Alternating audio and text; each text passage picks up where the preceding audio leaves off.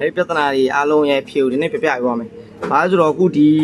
Alexander Freeman ပေါ့ Penicillin ကိုစတွေ့ခဲ့တယ်လို့ Alexander Freeman က1928တုန်းကသူက Penicillin ကိုစတွေ့တယ်။ဒါပေမဲ့ဒီတရားဝင်ကိုလုံးဒီ3ဝင်ပေးပြီးတော့လူတိုင်းကိုလုံး3လို့ရတယ်ဆိုပြီး3ဝင်ပေးပြီးသူ့ brand name အောက်ကနေပြီးတော့ကြော်ပြီးတော့လူတိုင်းကို3ဝင်ပေးရတာ18နှစ်ကြာတယ်18နှစ်ကြာမှလူတွေလက်ထဲကိုတရားဝင်ဟိုပြောမလို့ဒီစေကန်းနေစေုံနေရတဲ့ဆင်သူ့ကုမ္ပဏီရဲ့သူ့ကုမ္ပဏီဘိုင်နေအောက်ကနေတစ်ဆင့်မသွားဘဲနဲ့တခြားစေကန်းတွေခွဲပေးသွားတယ်အဲ့လိုမျိုးပဲတခြားစေဒါဥပမာပြပြတာပေါ့နော်သူအဲ့လိုမျိုးတခြားစေညာပဲအခုမှတချို့ကုမ္ပဏီတို့ရှိကုမ္ပဏီကြီးတွေသူတို့ဆိုကိုယ့်ဘုသူပင်ဆိုင်တယ်ကိုယ့်ဘုသူပင်ဆိုင်တယ်ကိုယ့်ဘုသူတိရစ္ဆာန်တွေအဲ့ကြွက်ဒီဘိုင်မွေးတယ်ကိုယ့်ဘုသူဝက်ဒီဘိုင်မွေးတယ်ပြီးစေးတစ်မျိုးသူတို့ပန်းမွေးရနေပြီးတော့သူတို့စေးတစ်မျိုး formula တစ်မျိုးကိုသူတို့ထုတ်လိုက်တယ်ထုတ်ပြီးတော့အဲ့ဒီ formula ကိုသူတို့ကဒီကြွက်တွေမှာဆန်းတယ်ဟိုဝက်တွေမှာဆန်းတယ်ဝက်ဆိုတာကအဓိကဝက်ပေါ့ဝက်မှာပူဆန်းတာများပြဝက်ကဲ DNA metabolism ကိုဇီဝကမဖြစ်စဉ်နဲ့လူတွေရဲ့ဇီဝကမဖြစ်စဉ်နဲ့90%လောက်ထိတူတယ်90%လောက်ထိတူလာဆိုတိုင်းနောက်ကမှတော်တော်များများဆေးတွေကိုတော်တော်များများကဒီဝက်တွေမှာဆန်းတာများတယ်ကောင်းပြီအဲ့လိုဆန်းလိုက်ပြီဆန်းပြီးသူတို့ကြော်ညာဈေးရှိမယ်နံပါတ်1ချက်နော် brand တွေရဲ့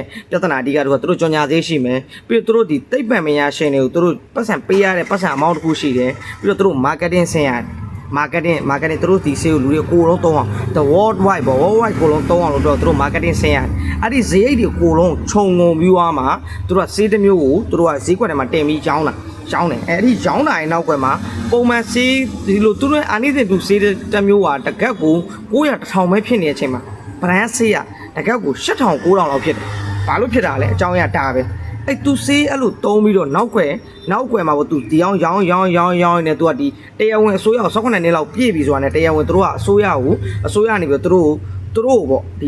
ီပြောမှဆို partnership ပုံစံပေါ့တခြား company တွေ partnership ပုံစံသူတို့ရဲ့ pattern တွေသူတို့ဆေးမှာပါတဲ့ pattern တွေဆေးရဲ့ molecules တွေဆေးရဲ့ milligram တွေအဲ့ဒီအကိုလုံးကိုသူတို့ကဒီတရားဝင်ရောင်းချခွင့်တခြား company ကိုလုံးသူတို့ကရောင်းချခွင့်ပေးလိုက်တာဗျအဲ့လိုတခြား company တွေကိုလုံးရောင်းချခွင့်ပေးလိုက်ပြီးတော့သူတို့ဘယ်လိုလဲဆိုတော့အဲ့တခြား company တွေကကျတော့ pattern တွေသူတို့ဒီ pattern ကိုယူပြီးသူတို့ကဆေးတစ်မျိုးထည့်လိုက်အောင်ဥပမာ paracetamol 9 mg ဆိုသူတို့ကဒီ molecules ဒီလောက် milligram ပါတဲ့ဒီ molecules ဒီလောက် milligram ပါတဲ့ဒီ molecules ကိုသူတို့ကဒီ molecule ကိုပဲ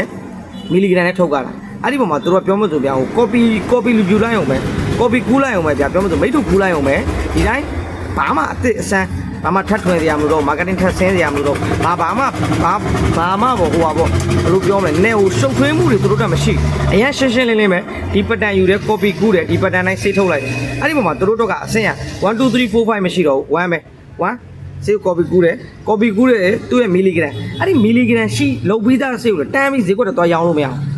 FDA တင်ရတယ် WHO ကဟိုလက်မှတ်တွေရရမယ် FDA ကလက်မှတ်တွေရရမယ်အဲ့ဒီလက်မှတ်နှစ်ခုရမှတရားဝင်ဈေးကွက်တွေကိုလာခွင့်ရှိတရားဝင်ဈေးကွက်တွေကိုလာလို့ရတာတရားဝင်ဈေးကွက်ထဲမှာလူတွေဒီချရောင်းလို့အဲ့ဒီပုံမှာတကယ်ကို900 800တန်း900 800လောက်နဲ့သူတို့ကရောင်းလို့ရသူတို့ဒီမှာဘာမှ marketing cost မရှိဘူးပြီးတော့သူတို့နဲ့ပတ်သက်ပြီးတော့ဒီ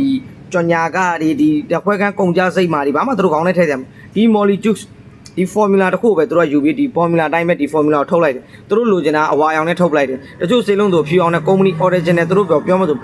brand ကြတော့ဖြူအောင်နဲ့ထုတ်တယ်ဒါပေမဲ့တချို့လူတွေကြတော့ငါ company ငါဆေး company ငါနာမည်ငါဆေးလုံးငါတိုက်တဲ့ရောင်နဲ့ထုတ်မယ်ဥပမာကီမိုလူတွေကတည်တာကိုတော့စိမ်းအောင်ပဲဒါပေမဲ့ကီမိုအရောင်အများကြီးရှိတယ်ကီမိုနဲ့ပတ်သက်အရောင်တွေအများကြီးရှိတယ်အဲ့လိုမျိုးပါရာစီတမောလူတွေကတင်အဖြူအောင်ဝိုင်းရှိတယ်ပါရာစီတမောအတောင့်နေလာတယ်ပါရာစီတမောအတောင့်မှာအရောင်နေနဲ့လာတယ်အများကြီးလာတယ်ဘာလို့ဆိုကိုဆိုင်ရွာထုတ်တဲ့ပုံမှာကိုအရောင်ကိုကြိုက်တဲ့ပုံစံကိုဒီဇိုင်းတိုင်းကိုဘယ်လိုကြိုက်တယ်လို့ထုတ်တယ်အဲ့ဒီပုံမှာဈေးတွေအရန်กว่า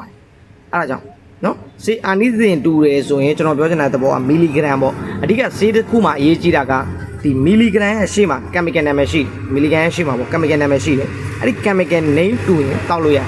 အားကြောင့်ဈေးကြီးတဲ့ဈေးမှာကောင်းတာမဟုတ